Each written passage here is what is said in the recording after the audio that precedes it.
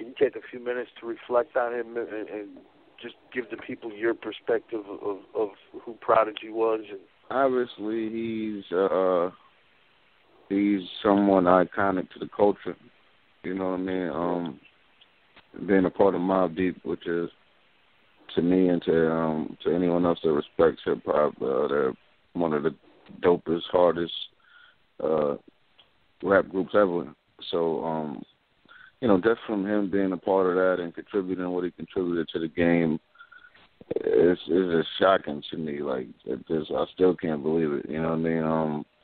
I didn't have too much of a personal relationship with him because the work that we did do together, it was real brief. But I had,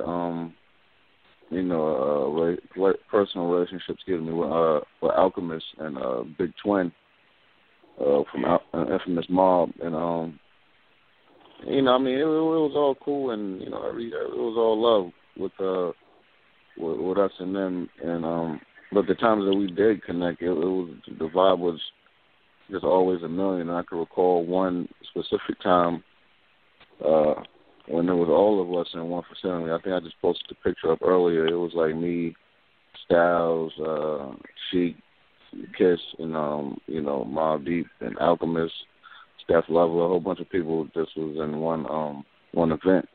And that day was like real monumental to me, man. And, like I said on the post on my IG, I'll never forget that day. I mean, if you look at the 90s, you can argue that they were the most consistent in the 90s.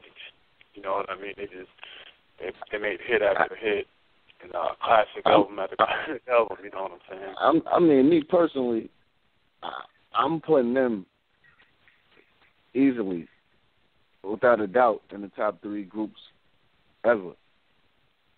Yeah. You know what I mean? As far as rap, yeah, I got to put them at least top 3. Top 5, definitely. You know what I mean? Like you said, they were super consistent during the 90s. They, the Murder Music album, the Juvenile Hell, all of them joints is like, they mean something, and, to the period when they dropped them, and you can still listen to them to this day, and they still seem relevant as far as the lyrics go. So, timeless music. They made one of those timeless classics ever with Shook Ones. You know what I mean? Like everybody knows that. It's crazy, man. It's like I said, I'm pretty sure I'm not the only one that feels this way, but I'm still in disbelief. You know what I mean?